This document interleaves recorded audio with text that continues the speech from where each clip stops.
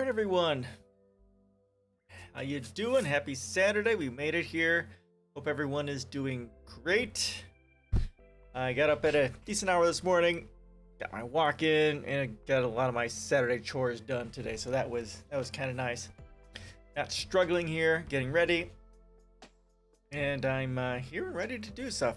How's everyone doing on this Saturday? It's hotter than hell here. It's wife was outside doing some garage sailing, and it's like 80 something here. I was outside for my walk. Yeah, it's 84, and it was okay in the morning when I did the walk, but it's still warmer than I would like. Although there was a nice breeze, which made it not so bad.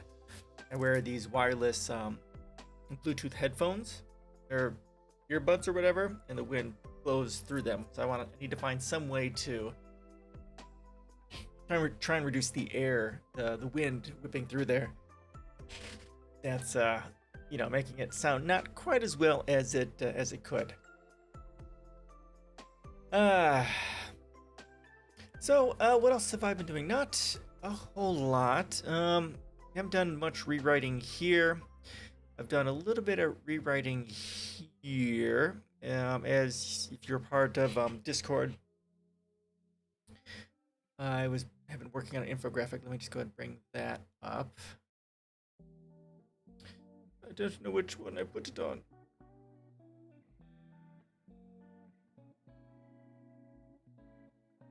Not here. It must be down here.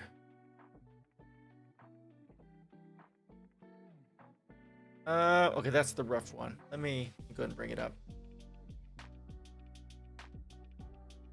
It's more of an addition to my attention within methods of exchange. I wanted to get more into the attention showing the two different sides of the exchange: the benefit to self or tribe, and the lack of values. The benefit, no matter the cost to humanity, the natural world, leading to sociopathy and psychopathy. Then the other side of it, of course, is what we could be doing, but we don't, because the system does not reward the good sort of actions. The system rewards sociopathy and exploitation, taking advantage of people. So this right here, this branch here, it explains the entirety of why humanity is messed up. It's right here. And my policies try and shift us over here by making the philosophical foundations first, the values first, which try and shift us here, and then of course shifting to the global domestic policies, which kind of shift us over here as well. But it's difficult because it wants to go this way, and we're trying to push it this way, even though it rewards this part. So yeah, that was added to my attention post. Again, I'll just share it here. It's quiet today, and it's not a day with me streaming if I don't share this at least twice. So I've gotten the first share done. And again, if you haven't read it, read it. It's an easy 9-minute read. I did a little bit of work on trying to figure out what to write next, and that's been problematic because there's so much to cover.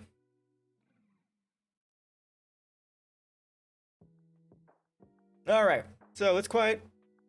If there's anyone out there, if you have anything you want to talk about, let me know.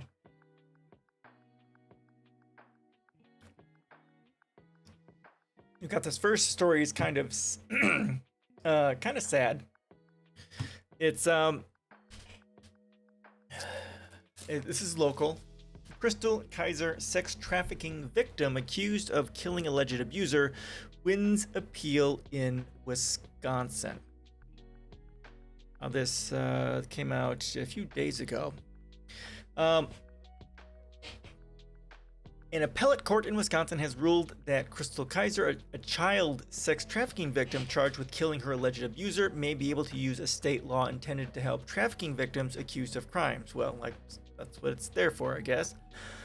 The law, known as affirmative defense, will give Kaiser, now 20, a chance to present evidence to a Kenosha judge and possibly a jury that her actions were a direct result of the trafficking she experienced. If successful, she could be acquitted of some or all of the charges against her, rather than face mandatory life sentence, and could break legal ground for trafficking victims accused of crimes. God, this is such a fucked up thing.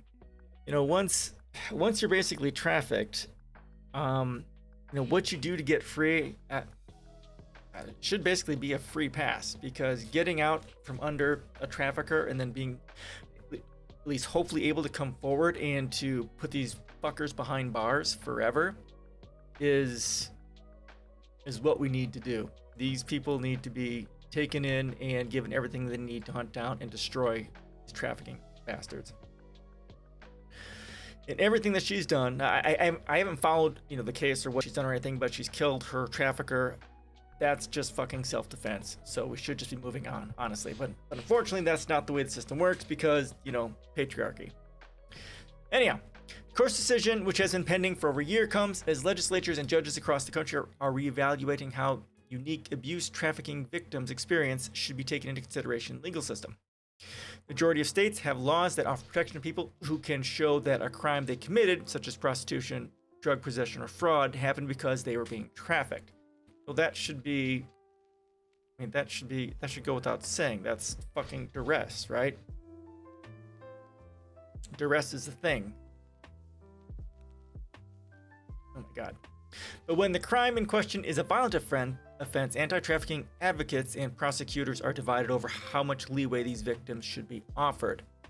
In Kenosha, prosecutors argued that when Kaiser was 17, she planned the 2018 murder of 34-year-old Randall Philip Villar III in order to steal his BMW.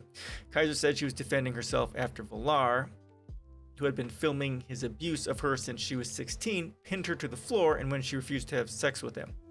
Two sides had been at odds over the meaning of Wisconsin's affirmative defense law, which is somewhat similar to laws around self-defense. It states that trafficking victims have a legal defense for any offense committed as a direct result of being trafficked. Prosecutors argued that any offense did not include homicide and that even if it did, Kaiser's charges should only be lowered to lesser ones, but the appeals court agreed with Kaiser's lawyers, who argued any offense did indeed mean any offense. If Kaiser and her attorneys can prove to the judge that there is some evidence her crime was a direct result of her trafficking, it was her fucking trafficker. How is this a conversation? Then she'll probably go before a jury. If that jury agrees that her charges were the direct result of her victimization, she'll be found not guilty.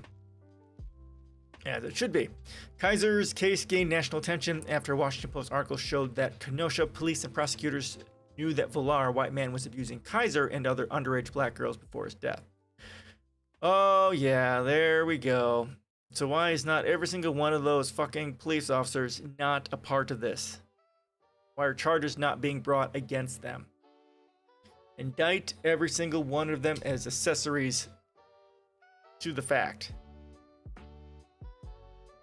3 months before Villar's death, a 15-year-old was found fleeing from his home after she called 911 to say he had drugged her and he was going to kill her. Police raided the house and found hundreds of child pornography videos and more than 20 home videos of Villar abusing girls who appeared to investigators to be as young as 12 years old. While the investigation unfolded, Villar remained free. Kaiser told the Post that Villar had been paying her for sex since she was 16 and drove her to hotel rooms where she was sold to other men who sexually abused her. Jesus Christ. On June 5th, 2018, Kaiser allegedly shot and killed Villar, set his house on fire, and fled in his car. Okay, props for that. Kenosha County District Attorney Michael Gravely, who waited to charge Villar for sex crimes, then charged Kaiser with first-degree intentional homicide, an offense that carries a mandatory life sentence in Wisconsin. An online petition asking Gravely to free Kaiser amasses more than 1.4 million signatures in support from the advocates and celebrities behind the Me Too movement. But Kaiser remained behind bars until last summer when the nationwide protests following the death of George Floyd brought renewed interest to her case. The Chicago Community Bond Fund, an advocacy group that was flooded with support as it worked to free jail protesters, used donations to pay Kaiser's $400,000 bail so she could live in Milwaukee with her mother while awaiting trial. Well, that was good. By summer's end, Gravely was in the spotlight again after the Kenosha police officer was filmed firing 7 shots into the back of Jacob Blake, leaving 29-year-old black father partially paralyzed. In the midst of the protest that followed, Kyle Rittenhouse, a white 17-year-old, allegedly shot and killed 2 demonstrators, allegedly, and wounded a 3rd. In January, Gravely announced that he would not bring charges against the officer who shot Blake, of course, saying that there's not enough evidence to outweigh the argument that the officer was trying to protect himself. Rittenhouse is expected to go before a jury in November. Nearly 3 years after she was arrested, there's no jury trial scheduled in Kizer's case. Attorneys have been waiting a decision from the appeals court since December 2019, with Judge David Wilk ruled that in his view, Kizer did not have access to the affirmative defense. Proceedings could be delayed further if prosecutors decide to appeal the new ruling to Wisconsin Supreme Court, a process that could take a year or more. Yikes. Gravely contends that the case is not about trafficking, but about an intentional homicide. Revealing some of the evidence he would present to a jury, Gravely had stated in a court that in days before the murder, Kizer told a friend that she would soon be the owner of a BMW. Once at Villar's home, Gravely said Kizer sent texts that appeared to show she was waiting for the right moment to use the gun she brought to the home, saying, "I'm finna do it." She posted a selfie from the house captioned, "My mugshot." In the minutes after a neighbor heard the sound of a gunshot coming from the house, Gravely said Kizer appeared to download a police scanner app on her phone.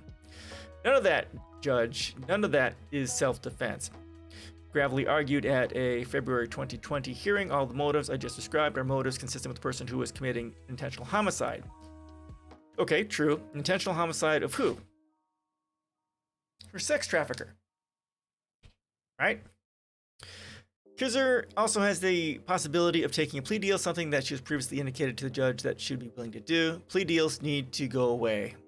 These are one of the ways that they get innocent people to accept jail time for things that they didn't do.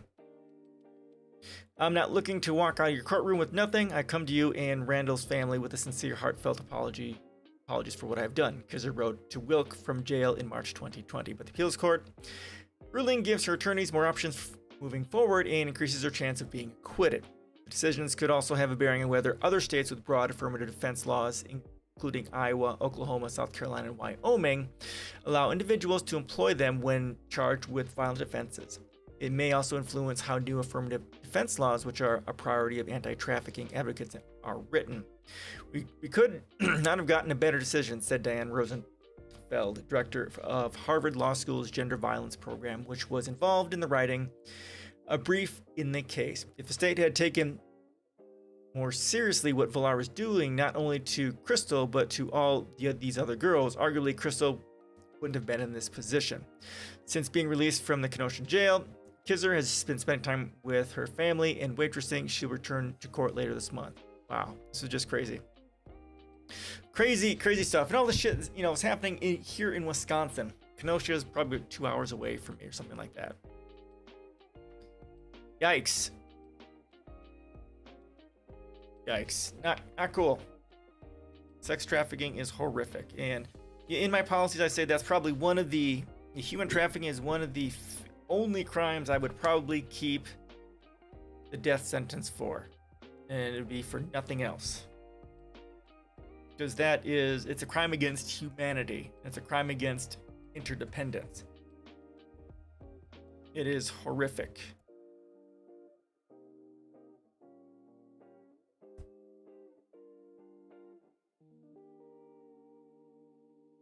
All right. Questions, comments, suggestions?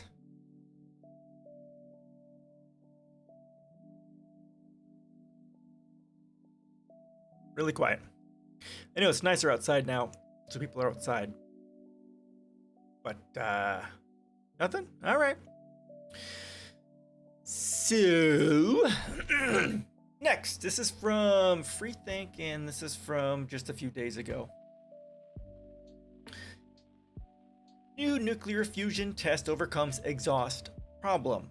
It reduced exhaust heat from blowtorch level to what you'd find in a car engine. Okay. UK Atomic Energy Authority has announced the promising first results of an experiment designed to overcome a major hurdle to harnessing the power of nuclear fusion. We built MAST upgrade to solve the exhaust problem for compact fusion power plants, lead scientist Andrew Kirk said in a press release, and the signs are that we've succeeded. Okay, so they're looking at compact fusion power plants. Okay, that is important. Challenge: nuclear fusion happens when two hydrogen atoms merge into one, releasing a tremendous amount of energy. It's the same process that powers the sun, and it's the holy grail of clean energy here on Earth.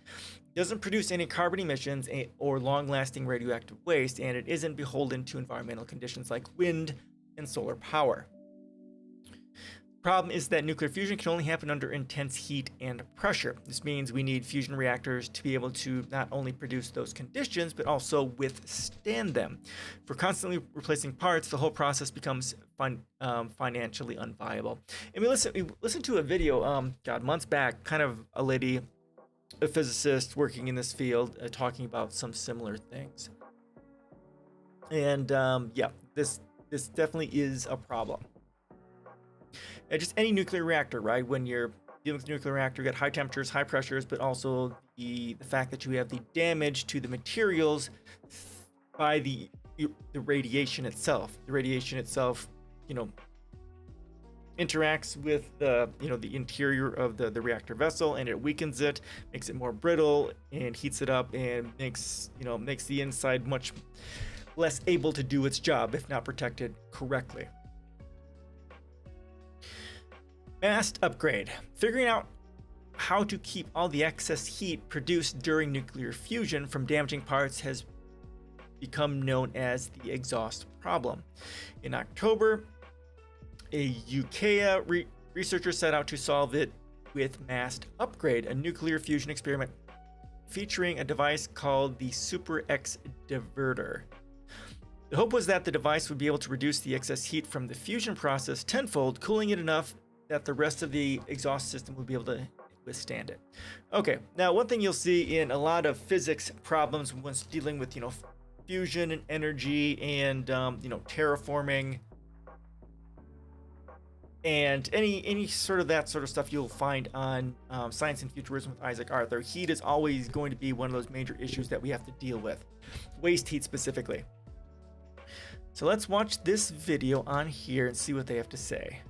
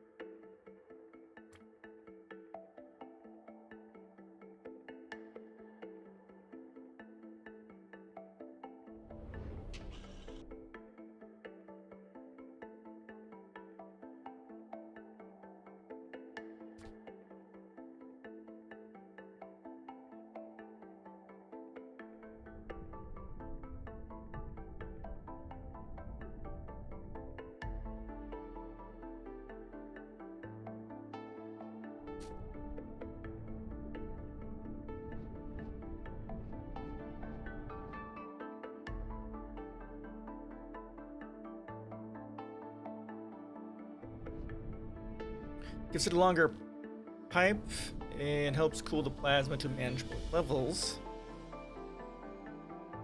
Super X will survive the intense heat in compact fusion power plants, allowing components to last much longer. Increase the power plant's availability to make electricity from fusion cheaper. It's a big step towards achieving commercially viable fusion power plants and bringing fusion energy to the world. Okay, Atomic Energy Authority. All right. Quick video there. All right, the update. They've now announced the first results of the MAST upgrade test, and the diverter did exactly what they'd hoped. Super X reduced the heat on the exhaust system from a blowtorch level down to more like you'd find in a car engine, Kirk said. This could mean it would only have to be replaced once during the lifetime of a power plant. The next step, the success of Super X Diverter puts the UK one step closer to its long-term goal, the creation of a prototype nuclear fusion power plant. The current plan is to begin construction of the facility, the spherical tokamak for energy production step, in 2030 and having it up and running about 10 years later. So this is those issues that we find, there's normal nuclear reactors as well. You start it takes a decade to get up and running. Now, obviously, with fusion, it's a bit different because we don't have the radiation problem. And if something like this actually becomes successful, this could radically, fusion energy would radically change humanity in ridiculous ways. And if you want to find out more about that, again, I talk about this enough. Science and Futurism with Isaac Arthur. They've got lots of videos on fusion and its potential and that sort of stuff there. So please do check it out. It is an amazing channel.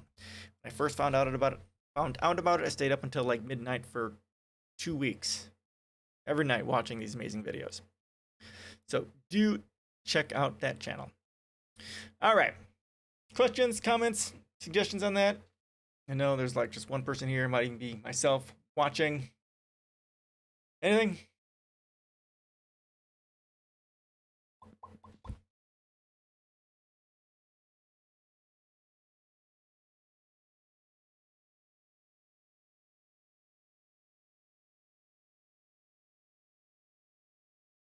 Nothing? Fine. Be that way. Just be that way. All right. I just found this one just recently. This is from Tom's Hardware. It's a great site if you're into hardware. They go into good depth into a lot of things. I don't look at them now so much because I'm not into hardware, but back when I was, Tom's Hardware is an amazing site. So they have this article from 2 days ago. Google replaces millions of Intel's CPUs with its own homegrown chips. Now, if you weren't aware, as far as I remember, Google has used a lot of its own hardware that it has designed for its search engine specifically. So it looks like they're going to be going this way I think this is for their video processing chips, but we'll see here. Yeah, YouTube now uses homegrown Argos VCUs. So yeah, it looks like they're getting rid of Intel GPUs and creating their own GPUs to do the video processing. So let's see what they have to say. Now this might get a bit technical, which will probably be above me as well, but we'll see what they have to say. Okay? Google has designed its own new processors, the Argos Video Transcoding Units, VCU. Video transcoding, okay. That have one solitary purpose, processing video. According to a recent report, the highly efficient new chips have allowed the technology giant to replace up to tens of millions of Intel CPUs with its own silicon. Yeah, and one of the things with what I remember from one of the articles years ago when looking at how Google does their own stuff, they have super cheap stuff that they can just rip off and replace and not worry about it, at least from way back then. So they're probably going to be following a very similar concept here that, with their new CPUs, they should be easy to make, and then they'll just plop it in as they need to do it. Kind of like hot swappable, which is obviously very good for large-scale processing like this. For many years, Intel's video decoding encoding engine that came built into its CPUs have dominated the market, both because they offered leading-edge performance and capabilities and because they were easy to use. The custom-built application-specific integrated circuits, ASICs, tend to outperform general-purpose hardware because they are designed for one workload only. As such, Google turned to developing its own specialized hardware for video processing tasks for YouTube, and to great effect. However, Intel may have a trick up its sleeve with its latest tech that could win back Google's specialized video processing business. Because Google's very good at what they do. I wonder if that would be possible. I think once they're going to start using their own VCUs, that Google will lean into it, and because they've got millions and millions of these, they can quickly figure out how to streamline and fix any issues with it, therefore getting rid of any other supplier. Loads of videos require new hardware. Users upload more than 500 hours of video content in various formats every minute to YouTube. Google needs to quickly transcode that content to multiple resolutions: 144p, 240p, 360p, 480p, 720p, 1080p, 1440p, 2160p, and 4320p. That must be 8K. And data efficient formats: H.264, VP9, which is Google's, I think, and or AV1, which requires formidable encoding horsepower, because that's one of the raw formats. Historically, Google had two options for transcoding encoding content. The first option was Intel's Visual Computing Accelerator that packed 3 Xenon E3 CPUs with built-in Iris Pro integrated graphics cores with leading-edge hardware encoders. The second option was to use software encoding and general-purpose Intel Xeon processors. Google decided that neither option was power efficient enough for emerging YouTube workloads. The Visual Computing Accelerator was rather power hungry itself, whereas scaling the number of Xeon CPUs essentially meant increasing the number of servers, which means additional power and data center footprint. As a result, Google decided to go with custom in-house hardware. Okay, so this stuff I do not understand. PCIe bus, direct memory access, decoder cores, main processor. So a whole bunch of encoder cores. I don't know what LPDDR is. DDR is memory, right? This is probably memory. Direct memory access, memory, RAM. Don't know.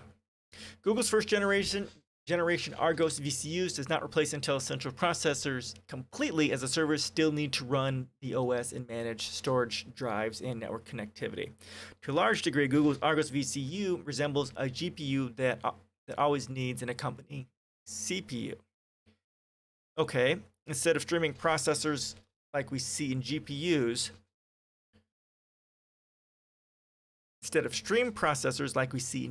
Google's VCU integrates 10 H.264 VP9 encoder engines, several decoder cores, 4 LPDDR 3200 memory, so that's 3200 RAM, DDR4 3200 memory channels featuring 4x32-bit interfaces, a PCIe interface, a DMA engine, okay, I don't know what that is, and a small general purpose core for scheduling purposes. Most of the IP, except the in-house design encoders, transcoders, were licensed from third parties to cut down on development costs. Each VCU is also equipped with 8 gigabytes,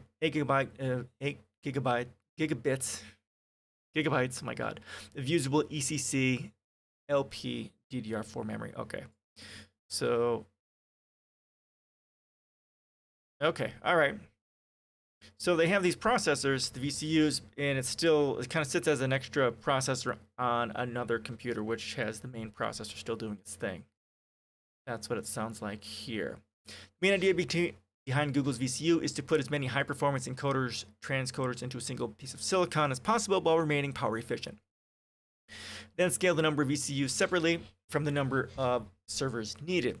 Google places 2 VCUs on a board and then installs 10 cards per dual socket Intel Xeon server, greatly increasing the company's decoding, transcoding performance per rack. Okay, so they'll probably turn these into cards which have multiple of these decoder transcoders on there and just jack them in there to increase their decoding encoding power.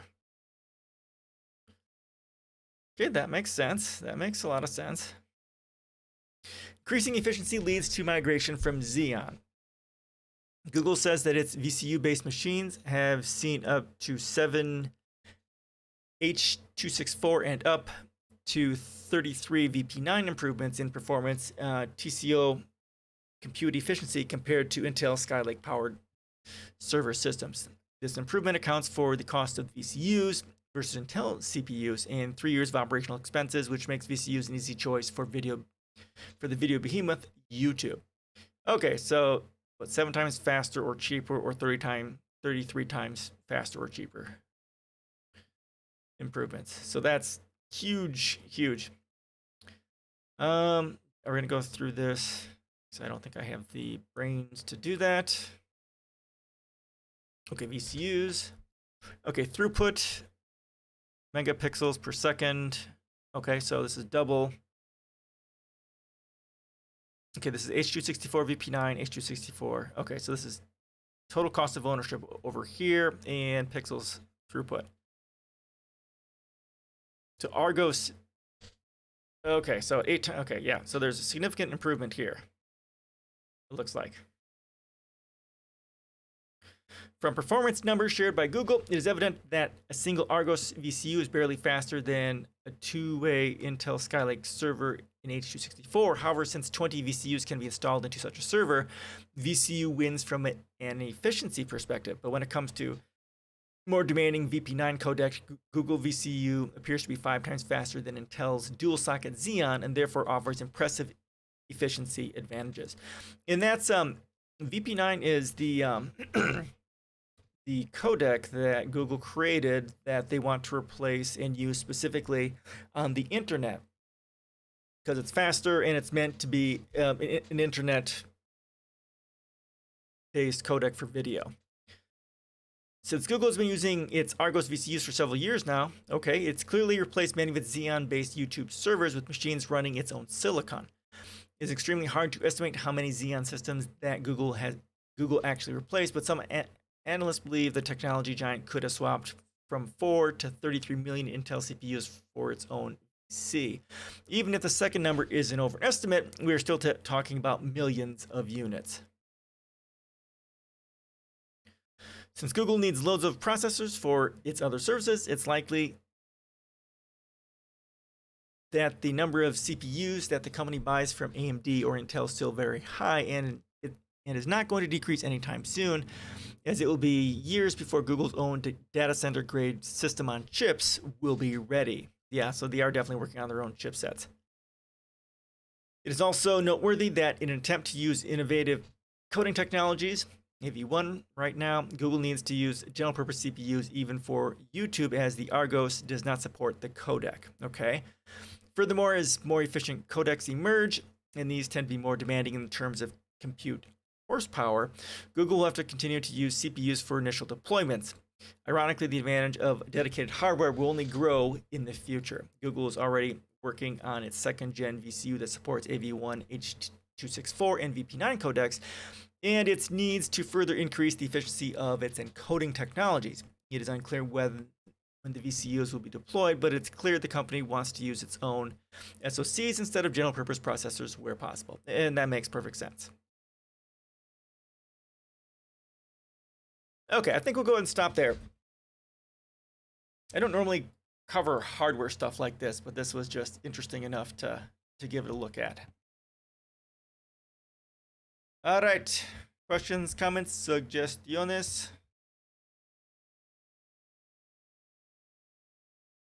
Anybody? Anybody? Oh, mammy. Nobody?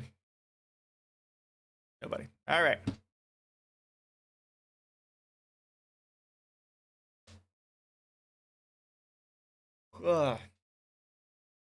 Yeah, there was like, wasn't it Iceland that did that? They locked up their bankers following some massive thing. It's not something that's ever going to happen here in the United States because level of inequality and how much control the bankers, the military industrial complex, the pharmaceutical industry, what's the other industry? The other industry, the fossil fuel industry has over everything. And of course, the bankers make their billions and trillions off those industries doing whatever the hell they want to the world. But let us listen to what they have to say here. This is from May. Okay, yep. So this is just from last month. We should have jailed the bankers after the last crisis. Okay, so here's an issue with this. The bankers, yes, bankers are bad, but the policymakers passed the laws that allow the bankers to do the bad things, right? So it's, well, and the whole federal government should be in jail for lots of reasons, but this is also one of them.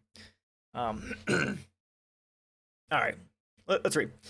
Lock up the bankers was more than a populist slogan. It was a demand for something better than a plutocratic order that allows the rich to do whatever they want. Perhaps the most revealing passage in Barack Obama's 2020 memoir, A Promised Land, comes towards the end of his recollections of the 2009 financial crisis and his administration's response to it. For Obama, who never once seems to have seriously considered a proactive or aggressive response to Wall Street chicanery, the dilemma his team faced had primarily to do with political management. As such, he tells us they attempted to straddle the line between public's desire for Old Testament justice, okay, fair, and the financial market's need for reassurance. The key moment comes later in the chapter as the former president reflects on the now common charge that he could and should have been tougher on Wall Street. Yeah, no shit, Sherlock. Yeah, and here's the thing with the markets, right? The markets reflect feelings.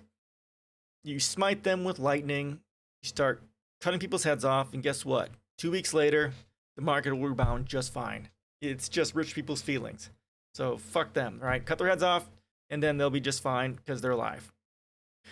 Okay, if it were possible for me to go back in time and get a do-over, you corporate whore, I can't say that I would make different choices. In the abstract, all the various alternatives and missed opportunities that the critics offer up sound plausible. Simple plot points in a morality tale. But when you dig into the details, each of the options they propose, whether nationalization of the banks or stretching the definitions of criminal statutes to prosecute banking executives or simply letting a portion of the banking system collapse so as to avoid moral hazard, would have required a violence to the social order, a wrenching of the political and economic norms. Yeah, it should have, because the bankers and the rich own and control everything while we are dying in the streets. The top, 20% own 80% of the wealth in this country? Yeah, and this is the sort of president that we needed, one that was willing to do that. Because the norms are fucked. You corporate fucking whore. That almost certainly would have made things worse. Not worse for the wealthy and powerful who have a way of landing on their feet because you give them free money, you fuckers. Worse for the very folks I'd be purporting to save. Best case scenario, the economy would have taken longer to recover with more unemployment, more foreclosures, more business closures. Worst case scenario, we might have tipped into a full-scale depression. Housing thing it was happening. Without litigation, the administration's entire response to what was then the worst economic crisis since the Great Depression is worth underscoring the choice facing Obama as he himself chose to render it. For the president and his advisors, public outrage towards Wall Street and the corresponding desire to see executives put in jail was ultimately driven by a kind of reductive moralism out of step with reality. The idea of Old Testament justice, in his telling, might have looked good on paper, but would have done nothing to make the wealthy lose any sleep, and still worse, would have ended up hurting the most vulnerable. I don't believe that. It's a cynical, self-interested, and unconvincing narrative, to be sure, yeah. But it also misrepresents a big part of the case for prosecuting white-collar criminals. Lock them up. Certainly was a ubiquitous statement toward banks and bankers after the financial crisis. No one can deny it had a lot to do with a simple and entirely justified popular desire for retribution.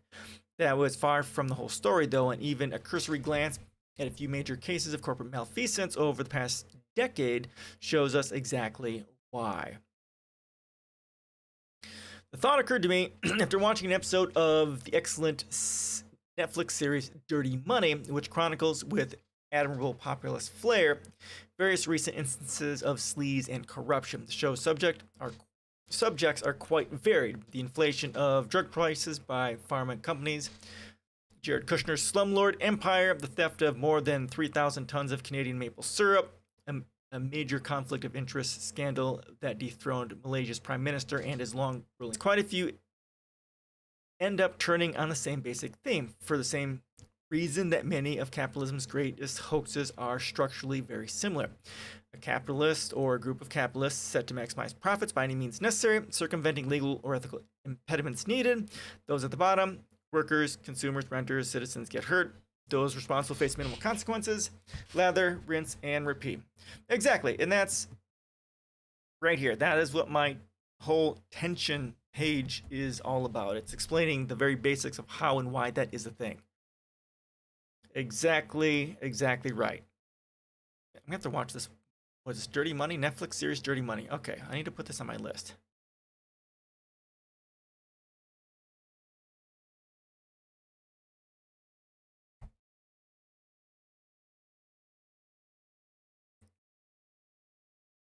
All right. Good examples there. Very good writing.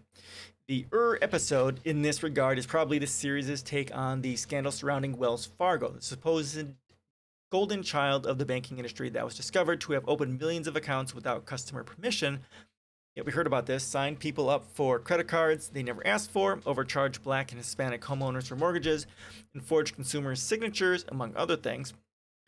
With a hat tip to the Wall Street Journal's Emily Glazer, who doggedly reported on the Wells Fargo affair. The episode's heroes are ultimately Yesenia Guitron and Killian Collin, two rank-and-file employees who face discipline for blowing the whistle on the company's abusive and exploitative behavior. Mad props to these two.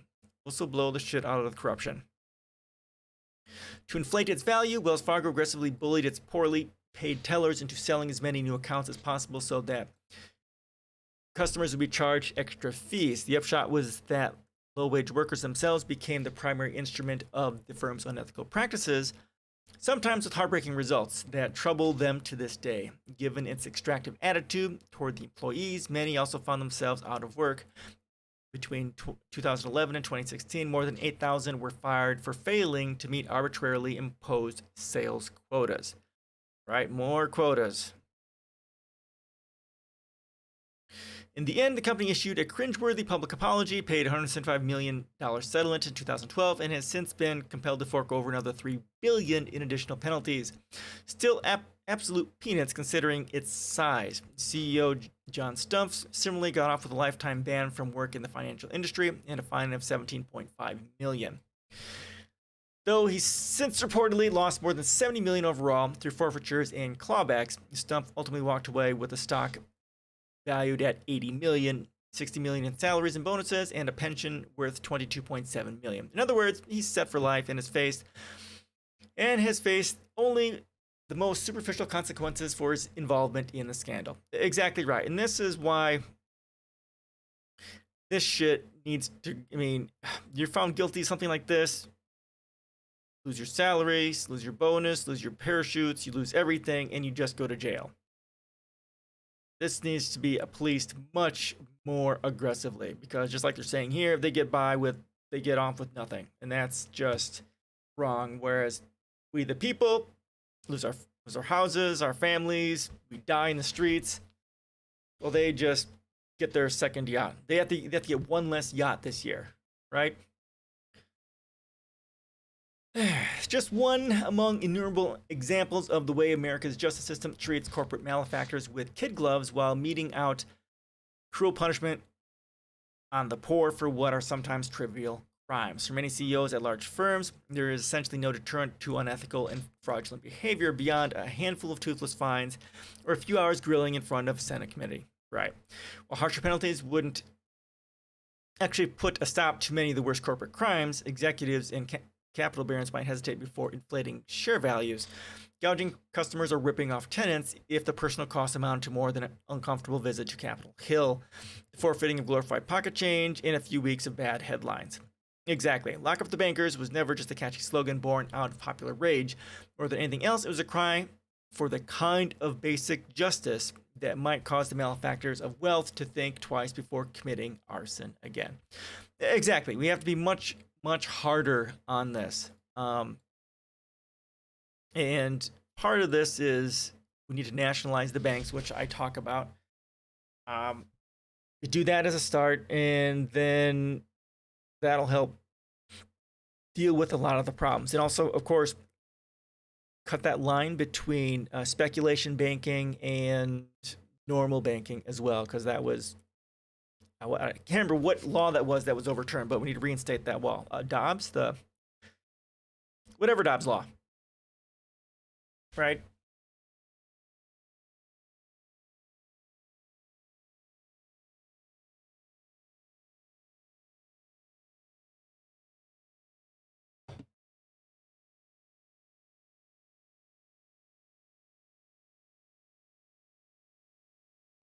All right, questions, comments, suggestiones.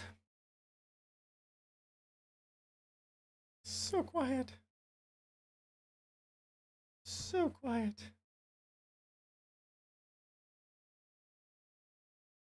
I know it's summer. Damn it, people.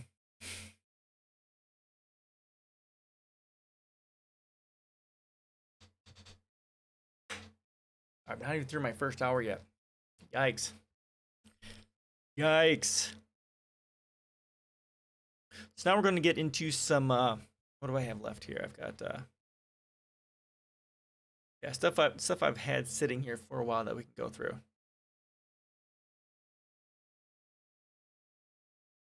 All right. This is from 3 June, from 2 days ago. Oxygen is rapidly running low in Earth's lakes. Here's why this means trouble. For most life forms on Earth, oxygen is a necessity, not an optional extra. And because of our warming planet, oxygen is quickly disappearing from our freshwater lakes and putting aquatic life and ecosystems under threat. Now, some of this will be because of the increased temperatures and therefore the increased pH. And with the increased pH, we'll kill some of the cellular life form, which will further increase the pH and get rid of the oxygen and make that shift to carbon dioxide, which will, of course, increase the pH more. Then you get this autocatalytic process and then just bad things. Researchers looked at samples and measurements taken from 393 lakes in temperate areas of the globe, across a period from 1941 to 2017, finding a widespread decline in dissolved oxygen in both surface and deep water habitats. That change in oxygen levels has a knock-on effect all the way from the biogeochemistry of the water to the health of the human populations may rely on these lakes. It can also lead to increased greenhouse gas emissions from aquatic bacteria that produce methane. All complex life depends on oxygen, says environmental biologist Kevin Rose from the Rensselaer Polytechnic Institute. It's a support system for aquatic food webs, and when you start losing oxygen, you have the potential to lose species. Lakes are losing oxygen 2.75 to 9.3 times faster than the oceans, a decline that will have impacts throughout the ecosystem. As more than 45,000 profiles of water temperatures and dissolved oxygen, the researchers found an average drop of 5.5% in dissolved oxygen in surface waters over the last 4 decades. That's down to simple physics. As the increasingly warm air heats up top layers of the lake, gases have a harder time dissolving in the warmer water. The average drop of 18.6% is dissolved oxygen in deep water over the same time period. It has a different explanation. While temperatures haven't changed here, less mixing of water layers is taking place as the surface stays warmer for longer. Okay, this stratification is happening in the oceans too. Okay, so if the surface temperatures stay higher, there's less variability in the natural circulation of the water than if the temperatures varied more, I think is what they're saying. In a subset of lakes, around a quarter of the total sample, scientists found both increases in temperature and oxygen. The likely explanation is that these lakes are dominated by cyanobacteria blooms caused by the nutrient-rich runoff from farms and urban areas, which are producing their own oxygen. Lakes are indicators or sentinels of environmental change and potential threats to the environment because they respond to signals from the surrounding landscape and atmosphere, says aquatic ecologist Stephen Jane from the Rensselaer Polytechnic Institute. We found that these disproportionately more biodiverse systems are changing rapidly, indicating the extent to which ongoing atmospheric changes have already impacted ecosystems. Lakes account for around 3 to 4% of the Earth's non-glaciated surface, yet they are recognized as partially rich ecosystems that provide habitat and vital resources for countless species, including humans. Diminishing oxygen supplies threaten not just the aquatic species within the lakes, but these biodiverse systems and their food webs as a whole. What's more, as oxygen levels drop, it allows numerous types of methane-emitting bacteria to move in. As these lakes emit more greenhouse gases, the global warming effect is perpetuated as this cycle continues. So as the oxygen levels go down, then the sorts of bacteria that emit methane end up moving in and thriving, therefore increasing the amount of methane instead of oxygen. It's an even bleaker situation than the one we're seeing happen with the planet's oceans, and the researchers think it could be the start of it could just be the start in terms of oxygen depletion. The only positive is that with more data and more information on the seriousness of the problem, we can take more effective measures to counter it. That's not going to happen. Because that would require a government that actually cares, and it's just not going to happen. It's the end of the world as we know it. Excuse me. Ongoing research has shown that oxygen levels are declining rapidly in the world's oceans, says Kurt Brennan, Dean of the School of Science at the Rensselaer Polytechnic Institute, who wasn't directly involved in the research. The study now proves that the problem is even more severe in fresh waters, threatening our drinking water supplies and the delicate balance that enables complex freshwater ecosystems to thrive. We hope this finding brings greater urgency to efforts to address the progressively detrimental effects of climate change. You think it does? Huh? Do you think it does? Yeah, I don't think so either. No one's going to listen. No one's going to care because there's no profit in caring. Right? Right. That's right. That's right. That's right. That's right.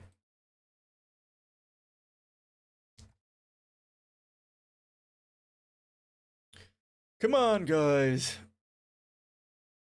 Only one person potentially watching. All right. So now we've got our next article. It's from Vice. This was from April of this year. American honey is radioactive from decades of nuclear bomb testing. Maybe we can say our honey is the bomb. Dark Blue Alpha, how you doing? Welcome. How you doing today? Happy Saturday. Imagine most people are outside. It's not what I do. I stay inside because it burns us. It chokes us. The wife was outside for a while, though, doing some garage sailing, and she loves the hot weather, but today it was just too hot for her. It's like 84 over here. What's it like over there? Where are you from? Thanks for breaking up my my monotony here. I'm from Wisconsin, South Central Wisconsin.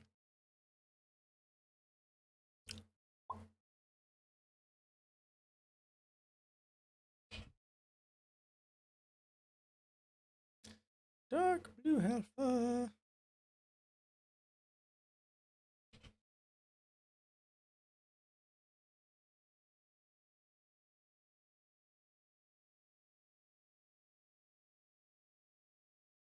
All right, so I'll wait for you to respond, and then I'll keep reading here. So yes, we could say our honey is the bomb, right? Okay, bad joke. A new study found that bees have been harvesting elevated levels of irradiated pollen for decades. New Delhi. Ah, okay. Yeah, I bet that's really fucking hot. You guys are probably in the hundreds, like upper 90s, low hundreds probably. Super hot. Yikes, dude. I definitely don't envy you. I've had my air conditioning unit on for most of the day because I cannot handle the heat. If it's over 70 with any level of humidity, I can't sleep. I am just a wreck. Just a wreck. I had to get up in the middle of the night to turn on the AC just to get the temperature down because it was 72. And that's insane. Yeah, I could imagine like a lot of people in New Delhi probably don't have air conditioning at all and just sleeping in that. It would just be horrible. Horrible. I'll just give you a hug right now. Just hug.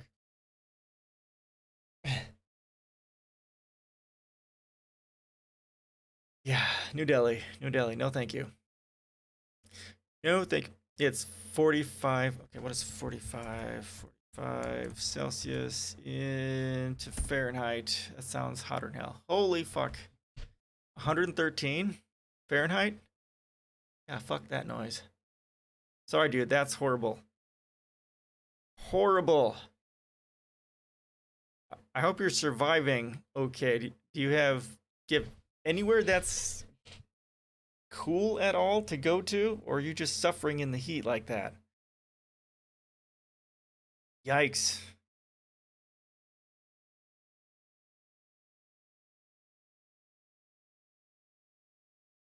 Yeah, it's not so bad here. It's only 80, 84. And I'm in a house. I have a window-based AC unit. It's probably 20 years old, but it still does its job like a fucking soldier. Hopefully you have some way to cool down. I had someone on Tuesday who was 90s there where they're from, and they didn't have air conditioning or anything like that either, and they were dying too.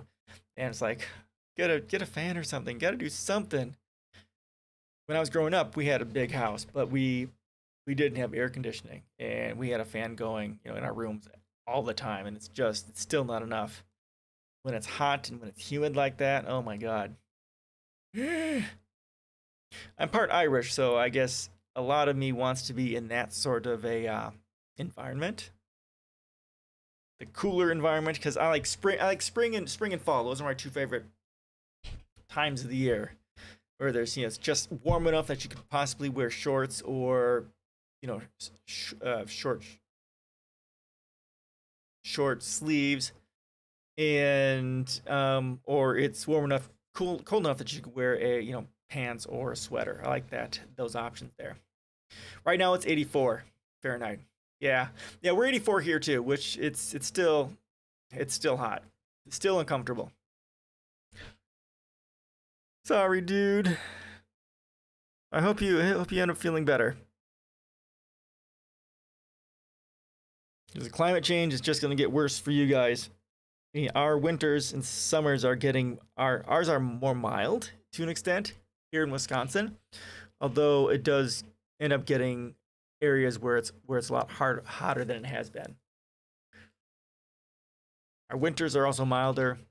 Can't complain about that. Besides, not enough snow, not enough water. Therefore, we're going to end up having not enough water for crops, and then starvation and war and all sorts of wonderful, amazing things happening because of climate change. It's a slow-going train wreck.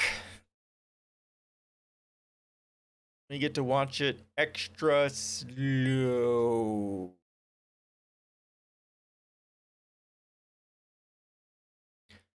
So what do you do? What do you do? Do you have a place to go where it's cool at all? And what do you do there in New Delhi? I have a degree in computer programming, and I act as a website administrator. That's what I do for my work. I've got a wife, daughter, and I live stream.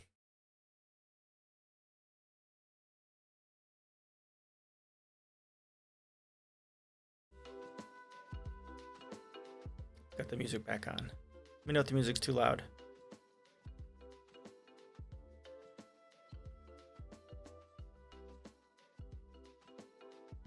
I'm lagging so hard. How do I decrease quality of stream? There are no options. I have it set at 60 frames. Where's my thing?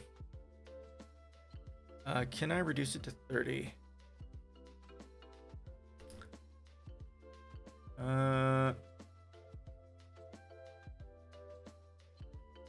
Yeah, I can't change it while I am streaming at all.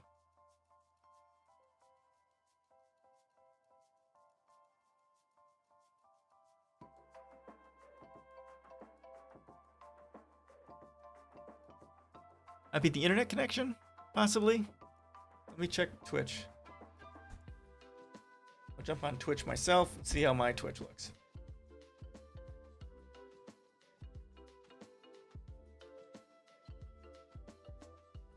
Okay, my Twitch looks okay. Do I have other options for...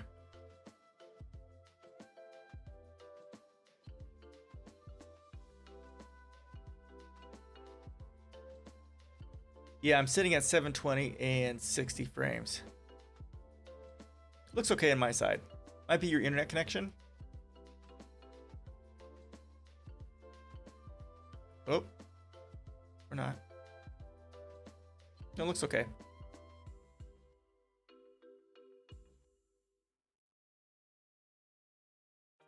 Look at that news from your country.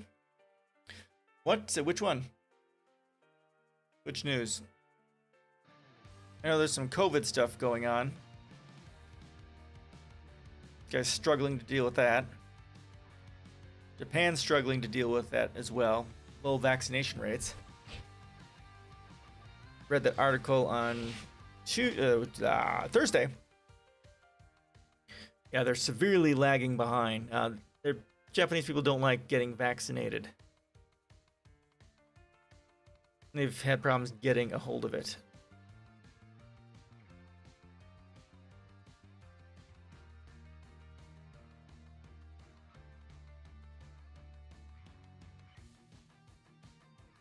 Oh yeah, and there's also a 2 second delay at least, because I'm live streaming through restream.io as well. So there is that built-in delay too.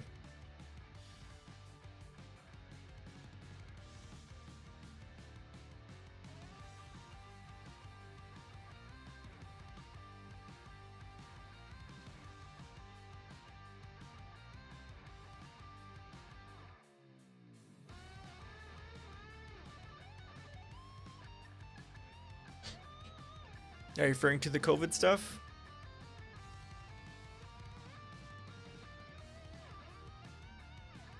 Can't remember anything else that's coming out of that area.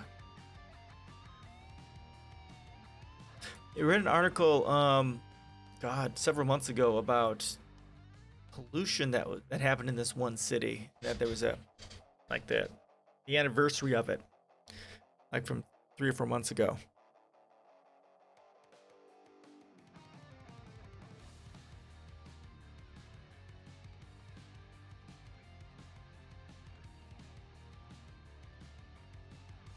Well, while you're typing or looking, I'll go ahead and keep going on this article. American honey is radioactive from decades of nuclear bomb testing. I have to leave. It's just okay. All right, man. I'm sorry to hear that. Well, good luck with the rest of your day, and I hope you can find some place to stay cool. So good luck. Have a great weekend. I'll be thinking about you. Thanks for giving my stream a chance too. I really appreciate that.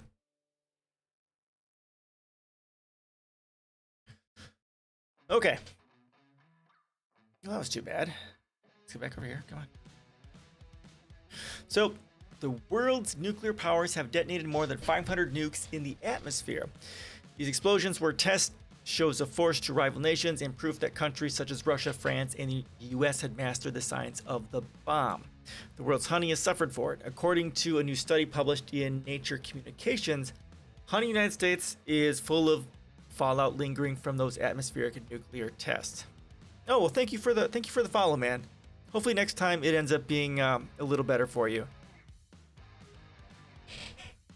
Maybe I'll try to go ahead and reduce it down to 30 frames and see if that helps. Again, have a great weekend. Try and stay cool.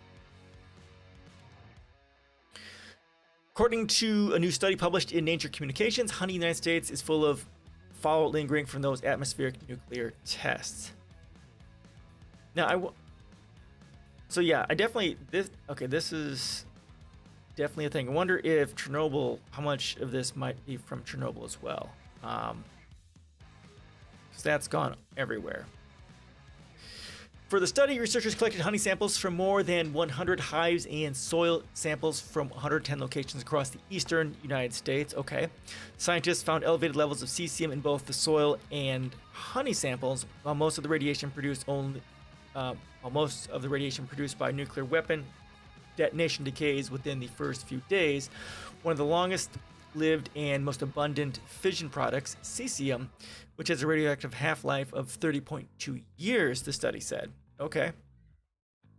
Previous research after Chernobyl nuclear disaster identified elevated levels of cesium in European honey and pollen. Okay. Good news is that, according to researchers, most of this honey is probably safe for humans to consume. Probably. Again, I'm against nuclear weapons. I mean, let's just hit this up really quick. So this, again, why I'm against nuclear. I'll have to add a link to this into my policies. Right? Nuclear is not a sustainable energy source. You need to get rid of it. Period. It's in my policies there. And nuclear arms, you need to get rid of them as well.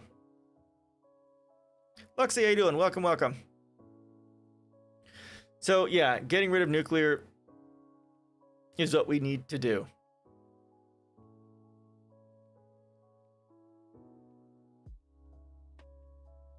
So we're talking about how irradiated our honey is throughout the world. Previous research after the Chernobyl nuclear disaster identified elevated levels of cesium in European honey and pollen. The good news is that, according to researchers, most of this honey is probably safe for humans to consume. So what the fuck does that mean? I'm doing okay. Just, as a streamer, things are, for the past few weeks, have been pretty slow, so that's kind of annoying. But I'm pretty good. How's your weekend? I just had a guy here just above who was from New Delhi, and it's 84 there, and I don't know if he has any sort of place to go to stay cool, which sucks. My wife, it's 84 here too in Wisconsin, and my wife she loves hot weather, but she's really dragging in this weather. I'm an introvert. I don't go outside. I did my walk this morning, and that wasn't too bad. It was still kind of humid, but not too bad. At about 9 o'clock in the morning, but yeah, it's 4 o'clock. I think my wife and daughter were out between 11 and 2 or something like that.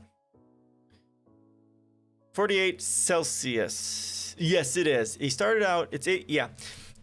He said, what did he say? He said 45 degrees Celsius max, which is like 113, but right now he said it's 84 degrees Fahrenheit, so he did convert for me. Yeah, so 84 degrees Fahrenheit. It's warm, not horrifically warm, but still warm. Still too warm. I don't like it. If it's not like 70s, into low 70s, I'm not a happy camper, especially with humidity. If there's any humidity, happy at all. That is why I'll never go to India ever. Right? I'd like to go just to visit, just to, have been there to experience it and all that sort of stuff. Like, my wife teaches yoga, so that, for me, would be interesting to go there and actually go to one of the ashrams and to practice yoga, how they do it there, just to experience it and that stuff. But Yeah, that'd be pretty much it, because I have a very pedestrian American um, palate for food. I couldn't eat probably the majority of what they cook there because I just couldn't. But yeah, it'd be interesting to visit as long as we had a place to stay which had air conditioning, right? Got first world, problems, first world whininess. But yeah, it'd be interesting just to visit for a little bit and then run away screaming into the night for much cooler weather.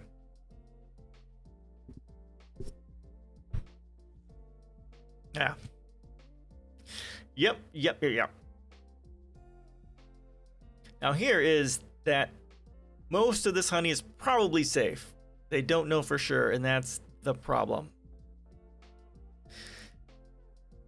My home doesn't have AC, and I've got no fan or oven. Yeah, it was you yesterday that was saying that you didn't have a fan. Get a fan. Go buy a fan. Seriously, go at least buy a fan. You gotta have a fan. You have to have a fan at least, because that'll give you some airflow. And that's all I had growing up, and it was something. You will not buy a fan? Why won't you buy a fan? Do you like suffering? You in a period of self-loathing that you must suffer? You just don't want to give money to the capitalist pigs? Is that what this is about?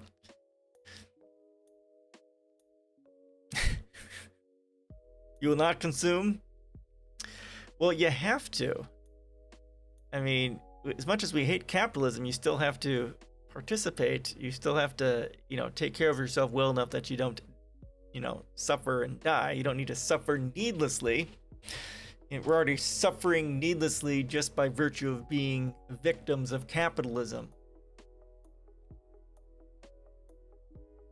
In a way, it is an act of revolution just to try to make your life better or to suffer less, just to stick it to the man.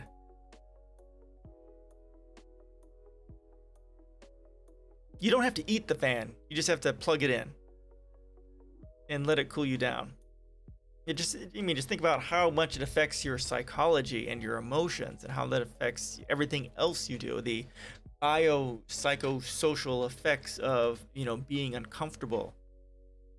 It's what they want. That's what they want to happen, so that you're not able to be at full capacity, so that you can't, understand the class warfare that's going on and then rage against the machine. Don't let them win. Don't let them win. You found a cheat? What's your cheat? I will determine whether it is acceptable or not.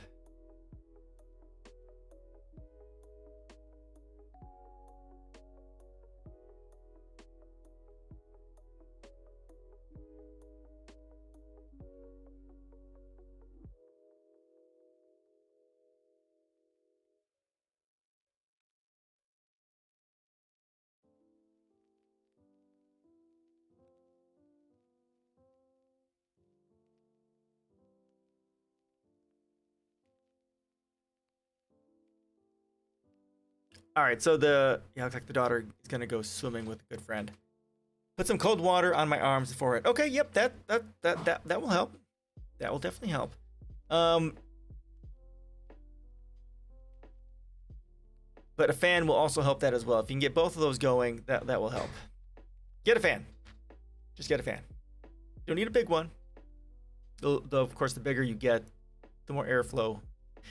But yeah, I never actually did that. The cold water thing still makes you wet, which I don't like. But okay, well, if you're okay with that, it's a good place to start. But a fan will help even better, because then you can just put it out there and not have to worry about it. But good luck. Good luck, man.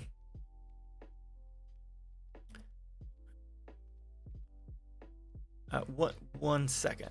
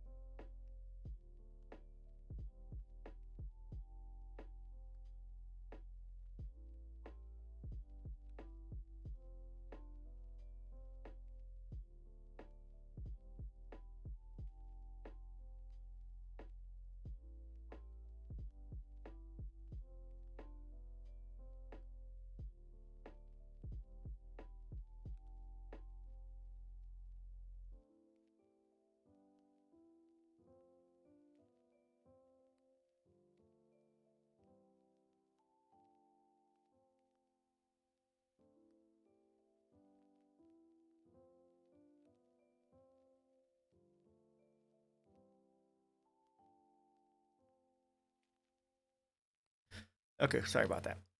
I just hope I absorb the humidity and it doesn't make the air more humid. Yeah, that's my concern with the cold water thing, is that it may join the humidity, and make it worse for you. That's why fan. Get a fan. All right. Well, I hope you're gonna do okay, dude. It's suffering like that just sucks. I feel for you. Okay.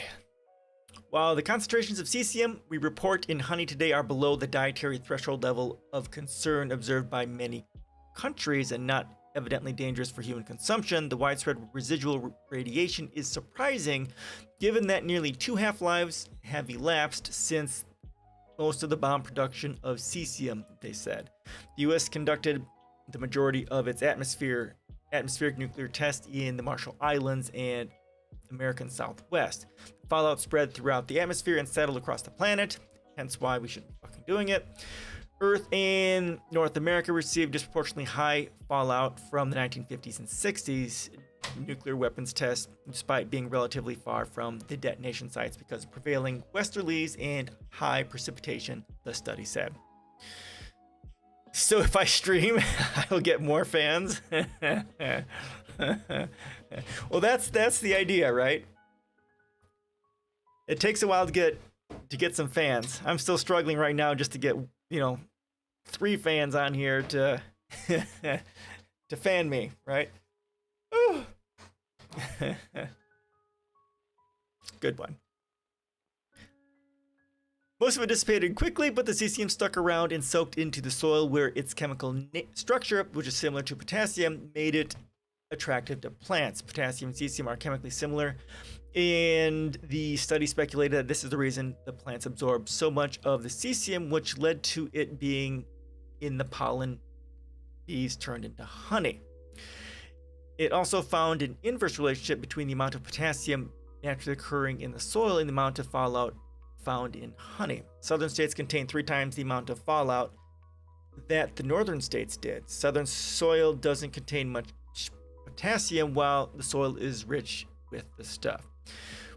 While this honey is probably safe for human consumption, it may not be for the bees who generate it. Yeah, for the bees, it's probably going to be pretty bad. In the last 5 years, it has become clear that insects suffer significantly negative consequences at radiation dose rates that were previously considered safe, but the threshold at which damage occurs is debated, the study said. Some studies indicate that low levels of cesium pollution can be lethal to pollinating insects, and that any increase above background causes measurable damage to surrounding ecosystems. Of course it does. Much of the world stopped detonating nuclear bombs in the atmosphere in 1963, when the world's nuclear powers signed the Partial Nuclear Test Ban Treaty. Almost 60 years later, we're still living with the consequences of those nuclear explosions, which is why no more fucking nuclear anything.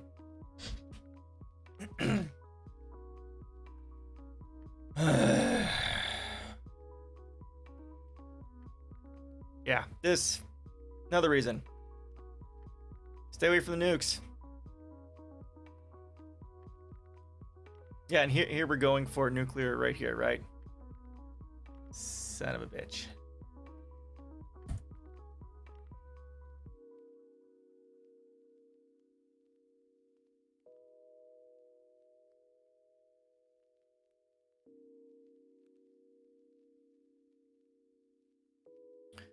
All right, so here's something else talking about nuclear.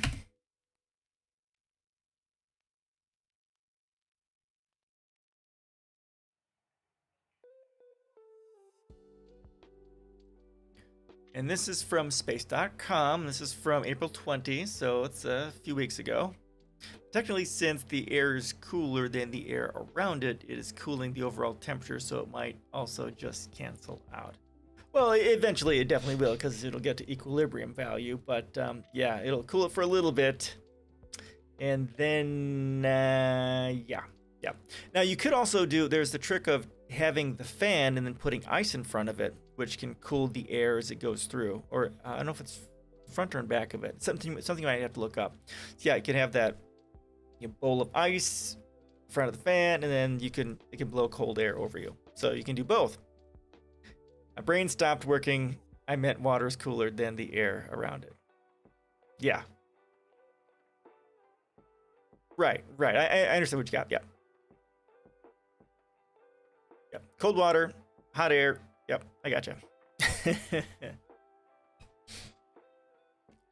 But get a fan. U.S. military picks 3 companies to test nuclear propulsion in cislunar space. DARPA tapped Blue Origin, Lockheed Martin, and General Atomics for the tests. Now, this is one of the few places where I would consider nuclear power for, at least currently. Still not a fan, still don't like it, but we do have other technologies that we can use for this, assuming we got our heads out of our asses. Again, we get an orbital loop with a Dyson swarm, and then set up power satellites and use that to power our ships and stuff like that. We don't need nuclear if we're willing to spend the money to do it the right way. And that's the problem. It requires massive investments. The US could do it. Get the orbital loop set up, and some of this other stuff would probably massively cool the Earth. It wouldn't necessarily cool the Earth. You would have to set it up that way to do it, because the amount of light and the sheer power of the light, that it's going through, it wouldn't affect it really in any measurable amount. If you set up the Dyson swarm so that it was so close together, right, where it was actually, blocking the light, sure, it could, but that's not how deep, not how close it's going to be, at least to start. And if you also set it up so that it reflected ultraviolet light, right, the light that heats, yeah, then you could. In my policies, I do have setting up a bunch of microsats over the poles which reflect ultraviolet light to help cool the poles. That would be one way to do it, at least locally, to help reduce global warming. But we don't know what the effects of that are. But that might be something we still could do. But generally, a Dyson swarm shouldn't reduce it that much. I mean, it's still kind of blocking sunlight. Right. But it's a fraction of a percent, especially when you're that close, because the light would just go right through it, go right around it. Light bending, all that sort of stuff. But yeah, it wouldn't be enough for it to really matter.